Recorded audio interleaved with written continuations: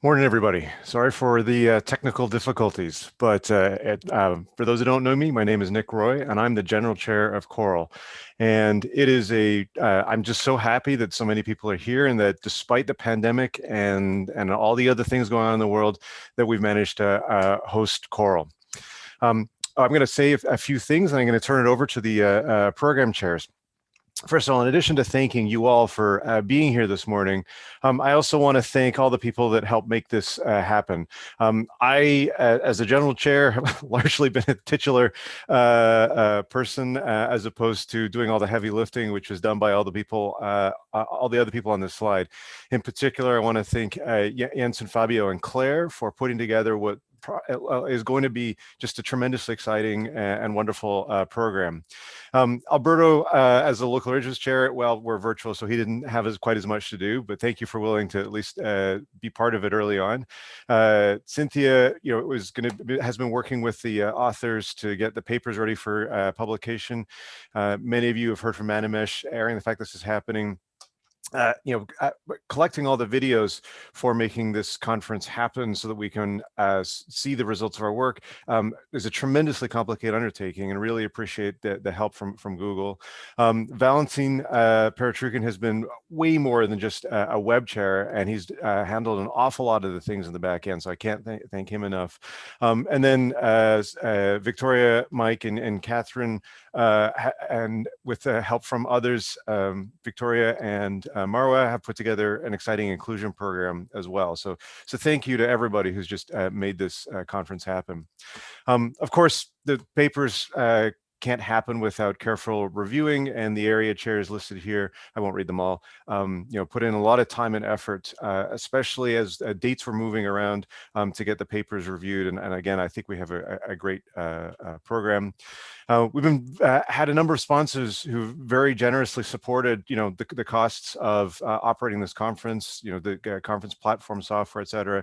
So thanks to them. Some of them have people staffing the exhibit booths. If you want to talk to them or find more information, just click on the exhibits on the left-hand side of FeedLoop, and you can go and talk to some of these folks.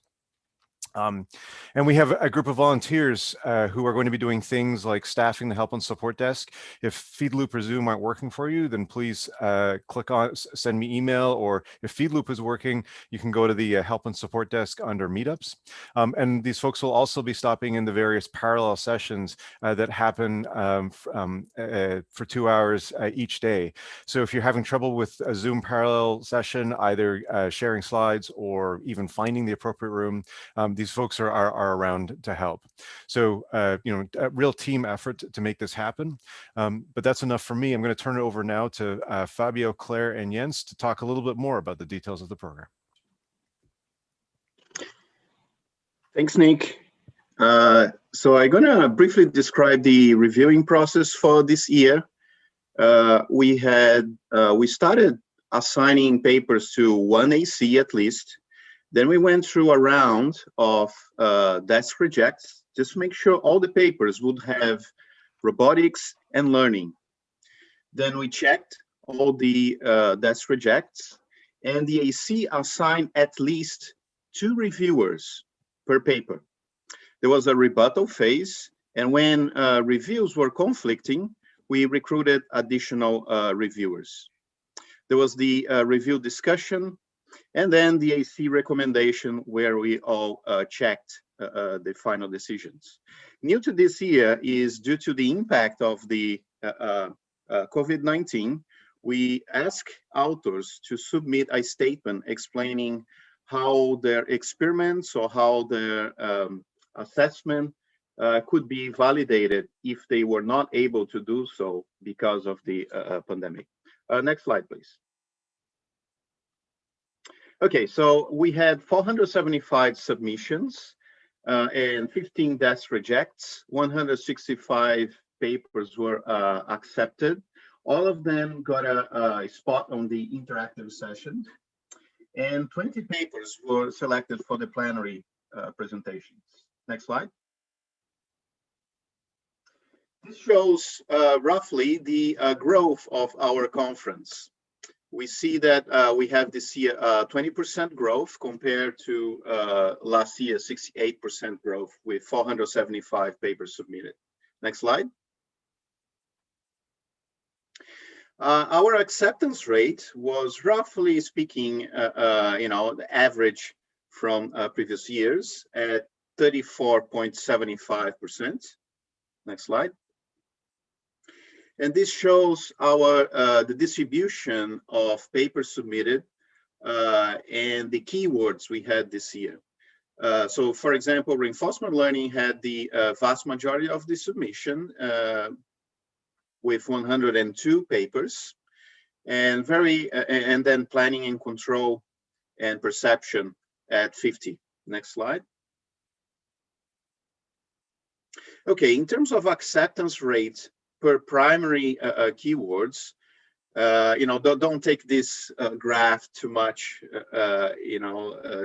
Some key areas didn't have that many papers, but for example, leg robots, which was not a keyword last year, had this year 80% acceptance rate, and while reinforcement learning 26%, which is, for example, less than the average acceptance rate. Next slide, please. Okay, and just to give an idea where the community is going, we put this graph together that shows, roughly speaking, the number of papers submitted per keyword.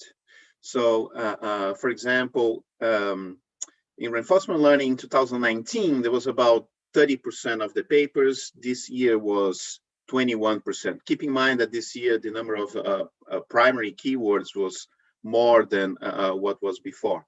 We see that also there's a growth in imitation learning and manipulation, right? In areas such as perception and reinforcement learning, we have some reduction in comparison to other keywords.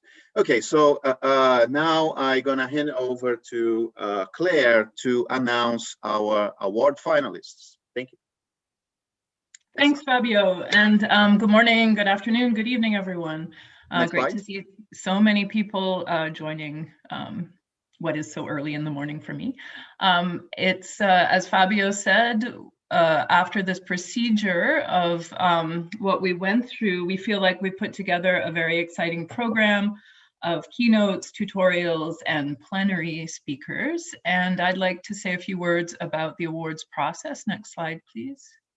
So we put together an awards committee, and I'd like to thank Tucker Hermans, Alexandra Faust, and Rudy Treble, who went through and read the candidates for the award papers and came up with this list of finalists. So Tucker, Alexandra, and Rudy are our awards committee, and as we say, they'll be presenting the final awards, which are to be determined because it's going to be determined after those talks on Wednesday.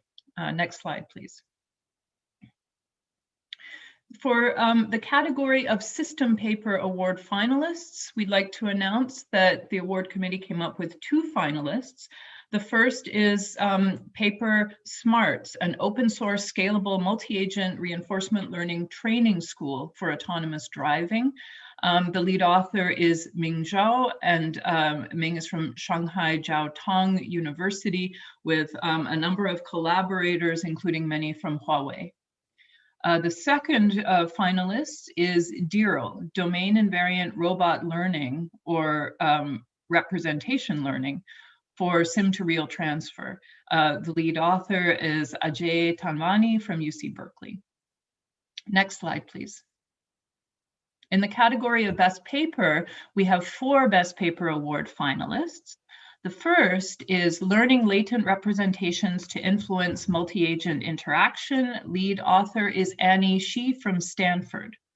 The second is Guaranteeing Safety of Learned Perception Modules via Measurement Robust Control Barrier Functions. The lead author is Sarah Dean from Berkeley. The third paper is Learning from Suboptimal Demonstration via Self-Supervised Reward Regression. And the lead author is Lai-Shen Chen from Georgia Tech. And finally, the fourth paper is Safe Optimal Control Using Stochastic Barrier Functions and Deep Forward-Backward SDEs. And the lead author is Marcus Pereira from Georgia Tech. Next slide, please. And as I said, the finalists, those are the finalists. The awards will be announced at the last session on Wednesday. Thanks very much. And I'd like to pass this on to Jens Kolber, also a program chair. Thanks a lot, Claire. Next slide, please. What Claire didn't mention is that all the award finalists are going to be presenting in the light blue sessions, which are the live presentations. So we have 2 slots of those per day. And then at the end of each day, we have the parallel interactive sessions, where also all the plenary papers that are presented in the plenary will have a booth, so you can ask even more questions then. And then we have a keynote and a tutorial per day, and then as well in blue, inclusion events and some career development events. Next slide, please. Okay, if you are now joining like the other 132 people in Zoom, then you already mentioned to navigate feed loop at least a little bit and find the opening. The plenary talks are all going to be in this webinar, so you don't need to switch, just stay here for the whole day until we come to the parallel interactive sessions. There's a search box where you can type in a part of the paper title to find it, and there's also a filter box to filter by day or by plenary or these kind of things. Next slide, please. Nick already mentioned that you can find the sponsors in the exhibits, the help desk on the help desk, and if you want to talk to fellow attendees, there's the networking thing where you can also start up one-on-one video chats directly. Next slide, please. Just a couple of very quick notes on Zoom. We have embedded Zoom windows for all of the sessions. If you want to avoid to have to solve these annoying captures, log into Zoom on your browser with any account, and then it gets a bit less annoying, or you can very easily also just click on the link for opening them up in the desktop client. And then for the presenters, very important, please, if you're presenting, use the desktop client, so use the link that works a lot better than the embedded Zoom client. Okay, that's it for the introduction. As I just said, you can stay on here to join us for the first plenary, which is also my pleasure and honor to introduce.